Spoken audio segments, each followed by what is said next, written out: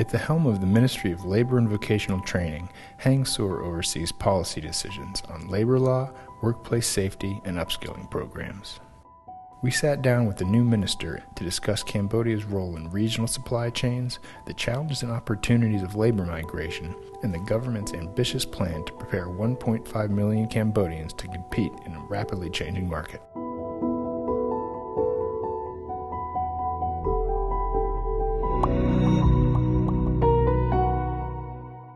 You represent some of the fresh blood in Cambodian government, though you've been influential in the ministry for many years.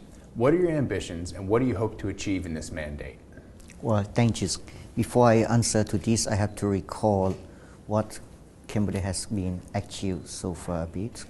I think for the past 2 decades, everybody knows that Cambodia has maintained her GDP growth in average of 7%, which means the standard of living of Cambodian people are better, as indicated by the GDP per capita. Now it's increasing more than 15-fold compared to the last 2 decades.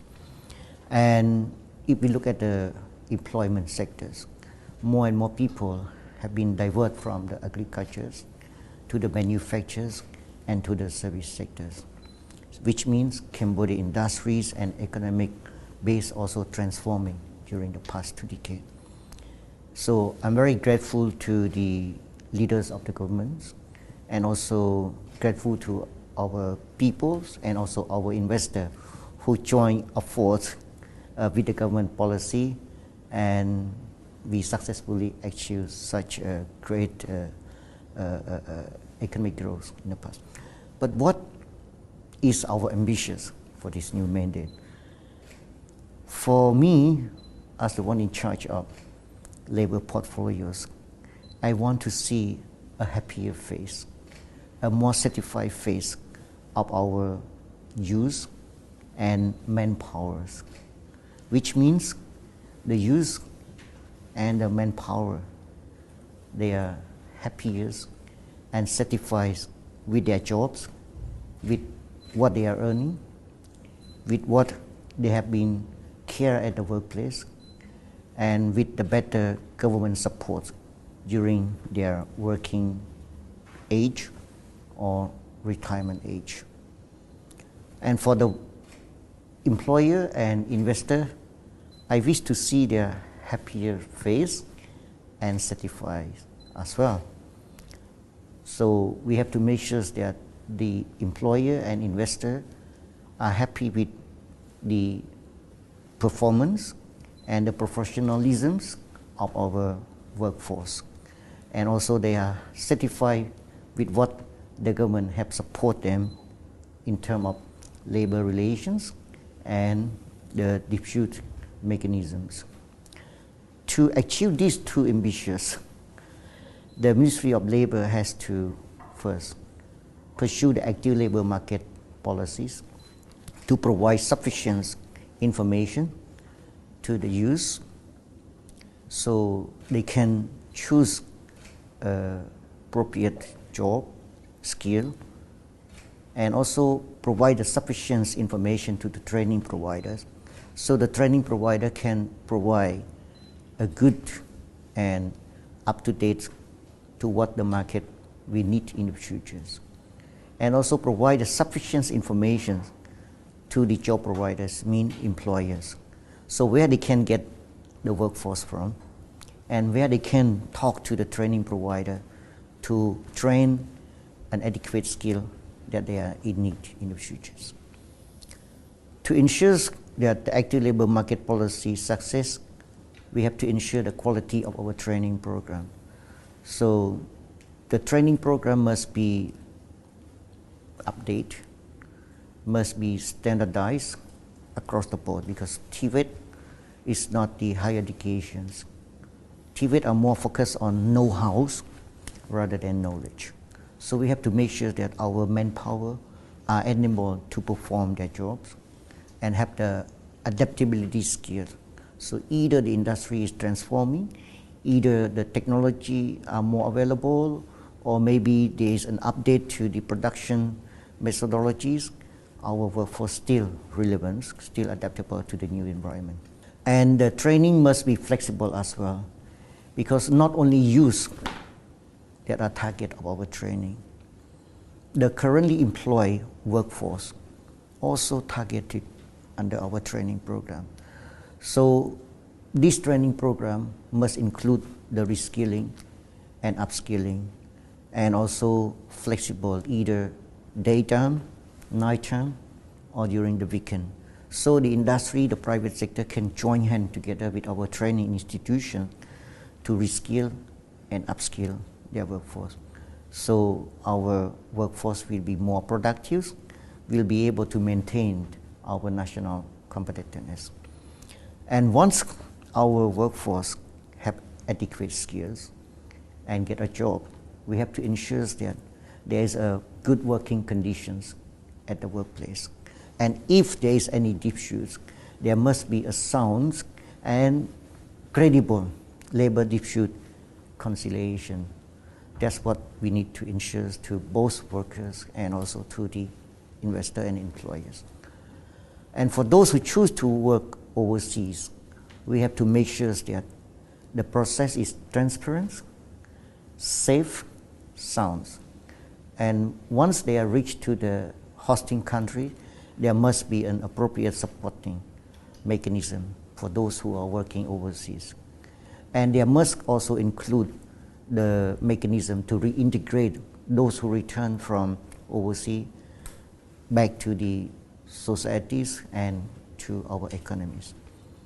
And finally, regardless where they work, either at home or overseas, they must be able to benefit from our social security scheme. During their work period or whether they are retired, they will be fully insured by our social securities. So I hope with all these five strategies or action plans, I hope workers, employers will be happier and satisfied and working in a harmonious way in the enterprise or the investment project. Cambodia actually has a relatively strong record on labor rights compared to some of the neighboring countries. However, some say that the bureaucracy and processes around employment are complex and arduous. Are there plans to reduce the administrative burden for investors and employers? Well,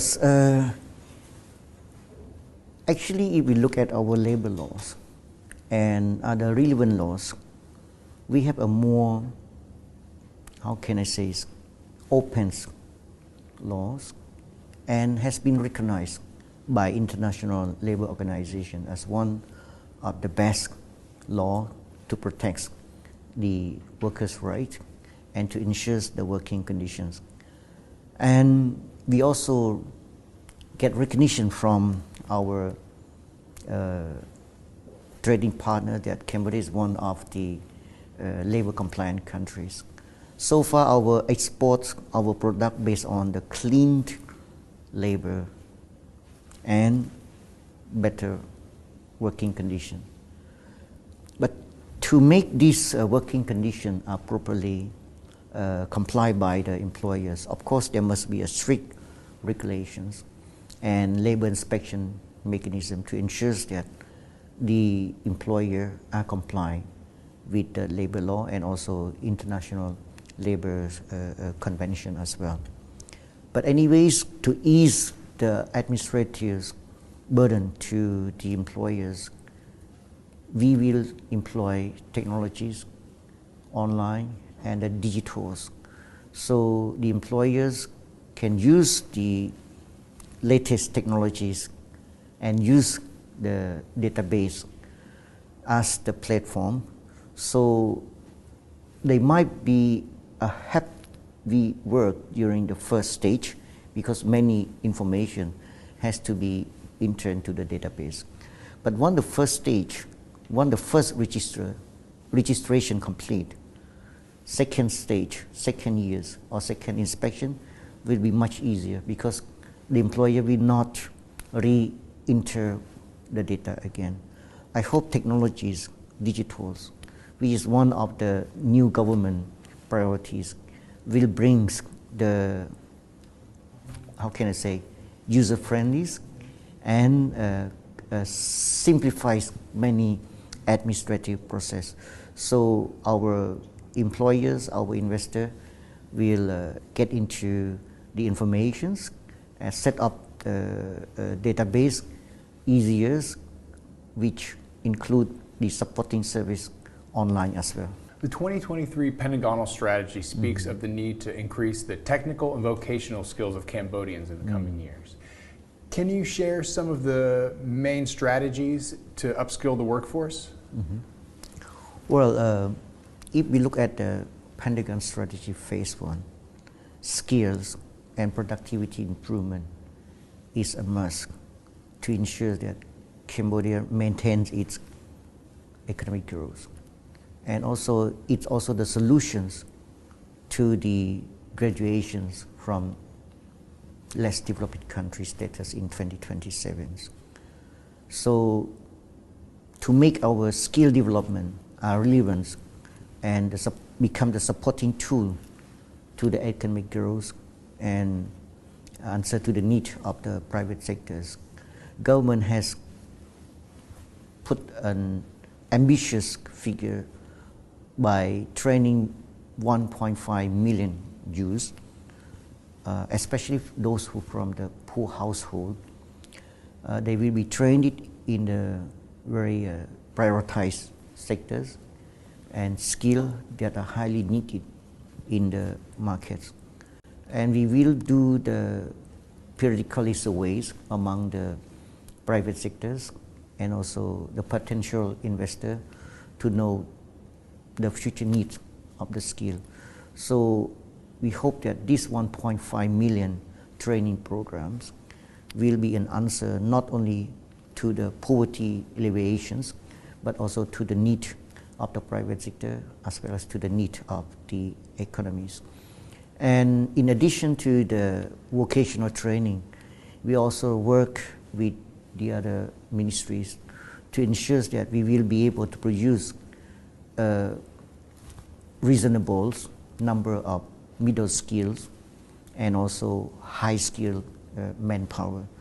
Ministry of Labor is focusing on vocational school, vocational training, and diploma, and also applied engineering. While other line ministry, especially the Ministry of Education, are working very hard to increase the quality of basic education and also focusing on the higher education, which will produce a higher skill for the research and also for the innovation purpose. I think with the joint hands with line ministries, Cambodian manpower will be transformed drastically during these mandates, because 1.5 million is not that small. So, and in addition to that, our labor law also identify and require all the private sector to provide a 10% apprenticeship program to the youth as well. But we will transform this apprenticeship program to include the interns and also the training program for our youth as well. The private sector has three choices actually.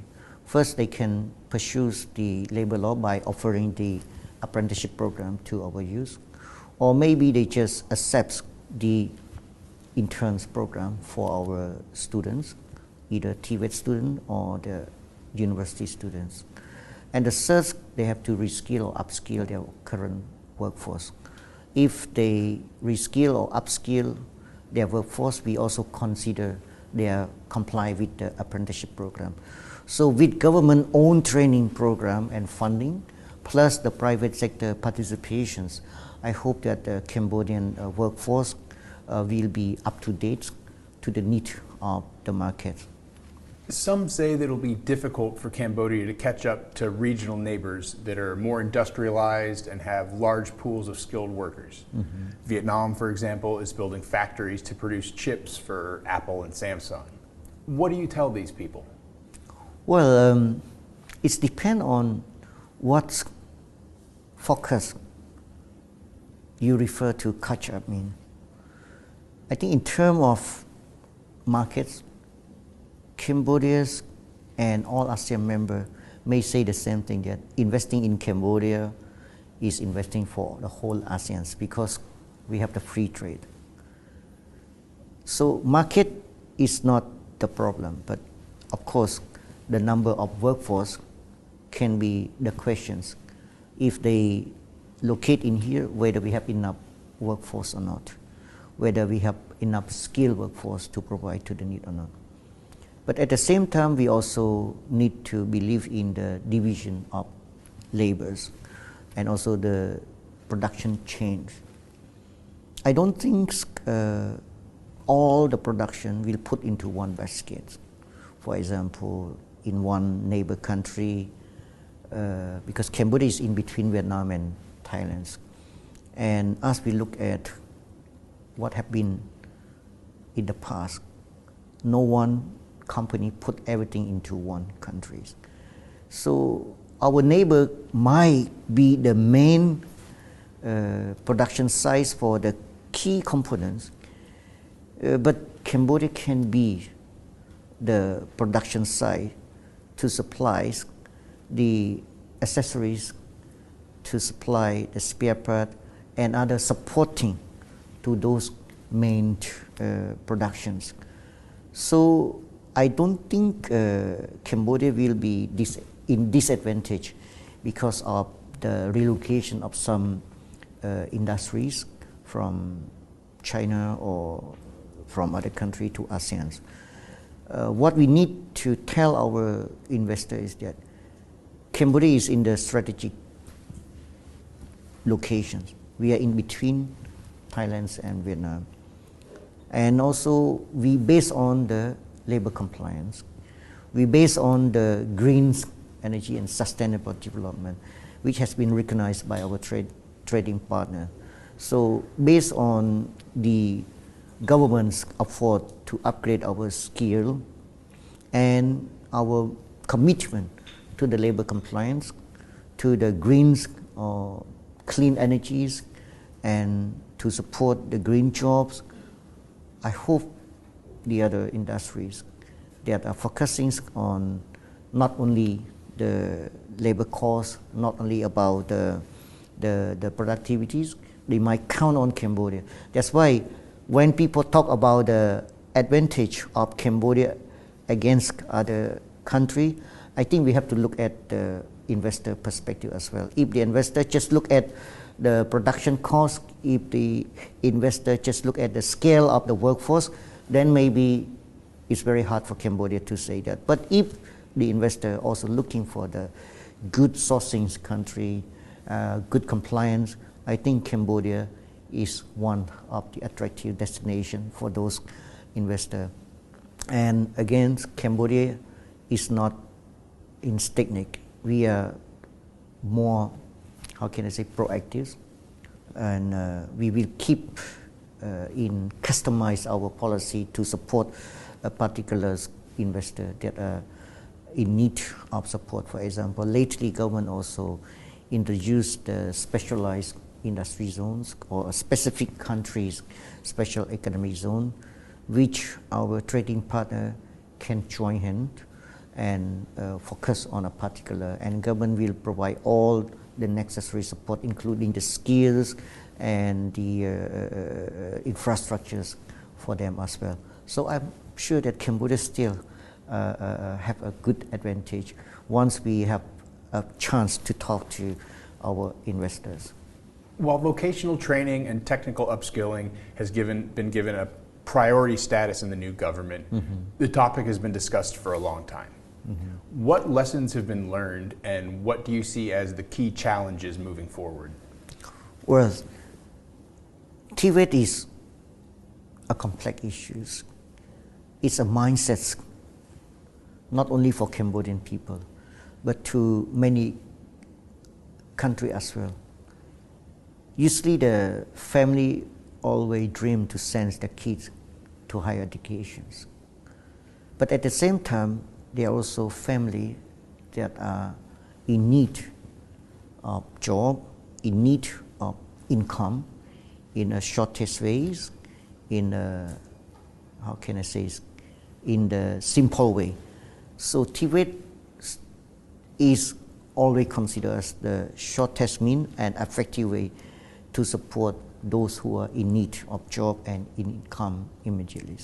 Anyway, the image of the TVET is still not attractive enough to attract the people, and TVET always consider as the dead ends. It means once you walk into the TVET pathway, you might not be able to continue your education. But in this, we are changing, we are transforming. Even you are entering into TVET, it's not the end. You will be able to continue your education as long as you wish after you get the job. So this kind of change and update must be actively informed to the public, particularly to the youth. So they will choose TVET as the pathway. At the same time, we have to work with the private sector to differentiate what is the person without training and those with the training. Currently, it's very hard to convince the people to spend some time for training if they don't see any difference between those who not go through any training and those who go through some time of training, and when they go to the job, they get the same pay. So we have to work on the, how can I say, environment or supporting our policy to make TVET more attractive and raising awareness to the public, especially the youth and the parents, that TVET is always the lifelong learning or lifelong education, is not end. And pursuing TVET is the smart way. Mean you get a job, you get income, and you still be able to continue your studies when you think you are ready to continue. And also there is a differentiation between those who unskilled and those with the skill. So we will work together with the stakeholders to highlight these new strategies or new information that the public, especially the youth, will take note and join the TVET system. Very good, very good. There's a number of industries that have existing footholds in Cambodia, notably agriculture and light manufacturing. Are there plans to upskill within these industries? Well, like I said, that if we look at the industrial development plans and also look at the government strategic Pentagon strategies, even we are trying to move forward, we are trying to diversify our industries. But at the same time, we also look at to maintain the existing industries or economic activity as well. Because even it is light industries or agricultures, but with the new skilled workforce, with the new available technologies, maybe we can raise the value added in that sectors and can link those sectors into more, how can I say, production chain. So we cannot move from the existing industries because the new industry also linked to the previous industry as well. For example, agro industries. To encourage the agro industry, it means the agriculture sectors must be maintained and have the more productive crop as well. Otherwise, we cannot use those agricultural products to support the industry like food processing or the crop or the fruit processing. For light industry, we can link it to the heavy industries, so it can add on together because light industry also supporting the agriculture. So we will continue to provide the support by introducing the technologies and also providing the training opportunity to the entrepreneurs who are working in the agricultures in the light industry, and also provide the free training if they send their workforce to train in our Tibet institution. Very good. The Pentagonal strategy also focuses on renewable energy. Are there plans to incorporate these renewable energy sectors into upskilling programs? Well, the Ministry of Mining and Energy is focusing on upskilling their staff, their officers as well. Even the Tibet also providing the electricities and electronic training course. But I think what the Ministry of Mining is doing is they have their own vocational and training school. So I hope it will be enough for them. And at the same time, those BOT projects that the Ministry of Energy and Mining is doing is also a good platform to train our Cambodian people to learn from the foreign experts. So once the BOT is complete, I'm sure our officers, our workers in that power station are capable enough to run. As I know now, those BOT project has been reducing their foreign staff, and Cambodian staff are increasingly taking a lead in the production. So we will be able to maintain the running of those power generations by ourselves in the future. Too many well-trained and well-skilled Cambodians leave the country for opportunities abroad. How can you stop this brain drain and skill drain? Well, this is a chicken and egg. And it's always a question asked by not only Cambodians experts, but also many countries. If we look at the phenomenon of migration, it's not only in Cambodia. Even in advanced economy, people always traveling around the world to looking for the better job opportunities or better pays. But we always witness that once they work overseas for some time, they always returning home. Not only return by themselves, but also bringing the technologies and so the industry back to the countries. Let's say in Cambodia, for those who go to Korea, when they back home, they also bring in the technologies and know-how in agriculture. Now I can see in some province, our workers who return from overseas, with the saving that they earn from Korea or Japan, they set up their own farming, but with the greenhouse technologies that they learn while they work overseas. And look at the number of Cambodians who work in Japan or work in Thailand. Once the mini beer or other technology-based industry move to Cambodia, they are now returning to Cambodia. So without overseas markets, while our local labor market is not available, we might not be able to answer to the need of the sector. So we train, but maybe the labor market is not available, so they can go to work somewhere first. So when we have this industry in the countries, they can return home, including the media beers. Now, many Cambodians who go to work in Thailand, they return, they become the supervisors. And Cambodians who used to study and work in Japan, they also return and become the head of the sections in some industry as well. That's why brain drain is depend on our economic growth. Once our economic grows and the labor market is available, I'm sure that our people will return home. And even the industry is not available, but when they work in other country, it can attract the investor to see the good performance of our workers, so they might reconsider to move their production to Cambodia as well. So for me, I think the phenomenon of migration or moving around is not the issue. Actually, it can be an opportunity for Cambodia as well.